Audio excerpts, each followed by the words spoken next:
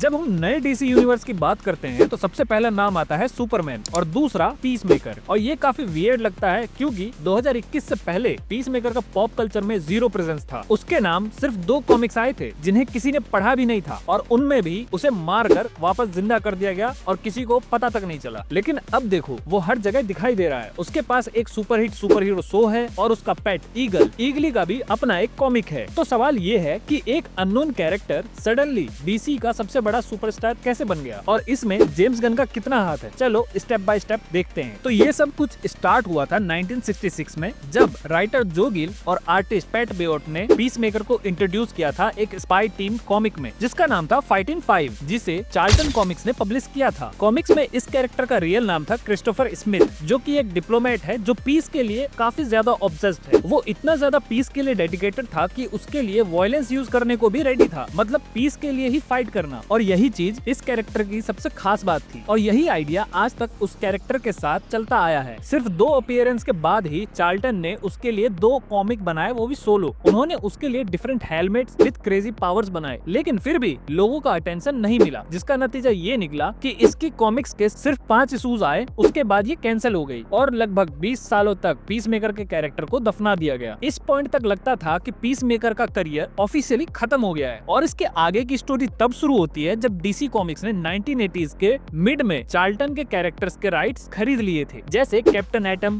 Blue Beetle, the Question और हाँ peacemaker भी। इन सब को डीसी ने अपने यूनिवर्स में ऐड कर दिया Crisis on Infinity Earths event के थ्रू। ये एक वे था डीसी के एडिटर्स के लिए अपनी कंटिन्यूटी क्लीन करने का और नए कैरेक्टर्स के साथ एक्सपेरिमेंट करने का। और क्योंकि पीसमेकर एक नोबडी था तो डीसी चाहे तो उस कैरेक्टर के साथ कुछ भी कर सकता था, लेकिन तब तक कोई भी उसमें इंटरेस्ट नहीं ले रहा था एक्सेप्ट वन मैन जिसका नाम था एलन मूरे। जब 1980s के मिड में डीसी ने चार्ल्टन कॉमिक्स के कैरेक्टर खरीदे थे, उसी टाइम एक राइटर एलन मूरे एक bold mature superhero story लिख रहा था जिसका नाम आज सब जानते हैं वॉचमैन के नाम से। एलन मूरे इनिशियली चाहते थे कि वॉचमैन में ये चार्ल्टन कैरेक्टर्स यूज करे जैसे Captain Atom, Blue Beetle, the Question और पीसमेकर, लेकिन डीसी ने मना कर दिया। उन्होंने कहा मूरे जो स्टोरी लिख रहा है वो हमारे कैरेक्टर्स को परमानेंटली डैमेज कर देगी, क्योंकि वॉचमैन का टोन बहुत ही डार्क और रियलिस्टिक वायलेंस पे था। इसीलिए मूरे ने उन सब के एक नए वर्जन्स बनाए और पीसमेकर की जगह पे उसने क्रिएट किया Edward Morgan Blake the Comedian. The Comedian एक ब्रूटल सोल्जर था जो अमेरिका के नाम पर कुछ भी करने को रेडी था, चाहे वॉर क्राइम्स हो या पॉलिटिकल मर्डर। वो पीस चाहने वाले पीसमेकर का एक ट्विस्टेड वर्जन था, एक ऐसा बंदा जो पीस थ्रू वायलेंस के फिलोसफी को एक्सट्रीम लेवल तक ले गया। और आयरनिकली वॉचमैन के बाद द कॉमेडियन सुपर फेमस हो गया, लेकिन ओरिजिनल पीसमेकर फिर भी चर्चे में नहीं आया। डीसी के लिए पीसमेकर का कैरेक्टर सिर्फ और सिर्फ एक फेल्ड प्रोटोटाइप बन गया था। लेकिन इसके बाद डीसी ने 1988 में पीसमेकर के लिए भी कुछ सोचा। उन्होंने 5 मिनी सीरीज इशू लॉन्च किए जहां उसे एक डिस्टर्ब विजिलेंटी के रूप में दिखाया गया जो सोचता था कि उसके हेलमेट में उसके डेड फादर की स्पिरिट रहती है और वो जब भी किसी को मारता उसे लगता था कि वो अपने फादर के एक्सपेक्टेशंस को पूरा कर रहा है। ये कॉन्सेप्ट साइकोलॉजिकल था, डार्क था, पर फिर भी ये कॉमिक नहीं चल पाई। उसके बाद वो चेकमेट, सुसाइड स्क्वाड और कुछ क्रॉसओवर इवेंट्स में कैमियोज करता रहा, लेकिन कभी भी मेन स्पॉटलाइट नहीं मिली उस कैरेक्टर को। 90s और 20s के बीच में पीसमेकर एक बैकग्राउंड जोक बन गया था। कॉमिक में लोग उसे एक क्रेजी पैट्रियोटिक किलर बोलते थे जो हर चीज पर पीस का स्टिकर लगाता था, चाहे वो बॉम्ब हो या बंदूक। डीसी ने मल्टीपल टाइम्स इस कैरेक्टर को मार दिया और रिजरेक्ट भी किया, लेकिन पब्लिक को घंटा फर्क नहीं पड़ा। लोगों को सिर्फ सुपरमैन, बैटमैन और फ्लैश चाहिए था, पीसमेकर का कोई नाम लेता ही नहीं था। फिर क्या, फिर आई 2021 की द सुसाइड स्क्वाड मूवी जिसके डायरेक्टर जेम्स गन, जिन्होंने गार्डियंस ऑफ द गैलेक्सी से मार्वल में चमत्कार किया था। वो डीसी के लिए एक फ्रेश टोन लाना चाहते थे जिसमें डार्क कॉमेडी, ब्रूटल एक्शन और इमोशनल डेप्थ हो। और जब उन्होंने डिसाइड किया कि फिल्म में एक ऐसा कैरेक्टर चाहिए जो पीस के लिए कुछ भी करेगा, तो उन्होंने चूज किया पीसमेकर को। इस कैरेक्टर के लिए जॉन सीना को कास्ट किया गया और पहली बार दुनिया ने देखा कि पीसमेकर सिर्फ एक वायलेंट क्लाउन नहीं है बल्कि एक ट्रेजिक लेयर्ड ह्यूमन भी है। उसके डायलॉग्स रिडिकुलस थे लेकिन उसके इमोशंस रियल थे। वो अपने फादर के गिल्ट और अपने बिलीफ्स के बीच फंसा हुआ था। जेम्स गन ने एक अच्छा काम करा कि इस कैरेक्टर को फनी भी बनाया और रिलेटेबल भी। 2021 के द सुसाइड स्क्वाड फिल्म के बाद 2022 में आई पीसमेकर HBO मैक्स सीरीज और यहाँ से सब कुछ चेंज हो गया। सीरीज ने दिखा दिया कि पीसमेकर एक ऐसा बंदा है जो अपने ट्रॉमा से फाइट कर रहा है और अपने फादर यानी व्हाइट ड्रैगन के लेगेसी से निकलने की कोशिश कर रहा है और साथ ही अपनी टीम के साथ एक अच्छा बैलेंस बना रहा है। ये शो क्रिटिकली और कॉमर्शियली हिट बन गई। रोटेन टोमेटोज पर 94% स्कोर मिला और फैंस ने जॉन सीना को एक आइकॉनिक एंटी हीरो हीरो के रूप में एक्सेप्ट कर लिया, जिसकी वजह से आज 2025 में सिचुएशन बिल्कुल अपोजिट है। जहां पहले सुपरमैन और बैटमैन फ्रंटलाइन हीरोज थे डीसी के लिए, अब जेम्स गन ने नए डीसी यूनिवर्स के यानी डीसी चैप्टर 1 में जो उनका गॉड्स एंड मॉन्स्टर होने वाला है उसका फेस पीसमेकर को बना दिया है। और जेम्स गन ने ओपनली ये बात तो बोली ही है कि पीसमेकर का सीजन 2 डायरेक्टली कनेक्ट होगा सुपरमैन लेगेसी के इवेंट से, मतलब डीसीयू का कंटिन्यूटी अब पीसमेकर के पॉइंट ऑफ व्यू से आगे बढ़ेगा और जॉन सीना का कैरेक्टर ऑफिशियली डीसी यूनिवर्स का कोर प्लेयर बन गया है। एक टाइम था जब पीसमेकर को कोई पहचानता नहीं था और आज वो डीसी स्टूडियोज का चेहरा बन गया है। एक सोल्जर जिसे कोई नहीं जानता था आज ग्लोबल सुपरस्टार बन गया है और thanks to James Gunn, John Cena और फैंस जिन्होंने इस कैरेक्टर को इतना प्यार दिया। फ्रॉम 1966 टू 2025 पीसमेकर का ये सफर एक परफेक्ट एग्जांपल है कि कैसे एक कैरेक्टर भी राइट क्रिएटिव विजन के साथ आइकॉनिक बन सकता है। तो बस आज के लिए इतना ही। अगर वीडियो अच्छी लगी हो तो लाइक कर देना, चैनल पर नए हो तो सब्सक्राइब कर देना। मैं मिलता हूँ आपसे अगली वीडियो में किसी और नए टॉपिक के साथ। तब तक के लिए बाय बाय।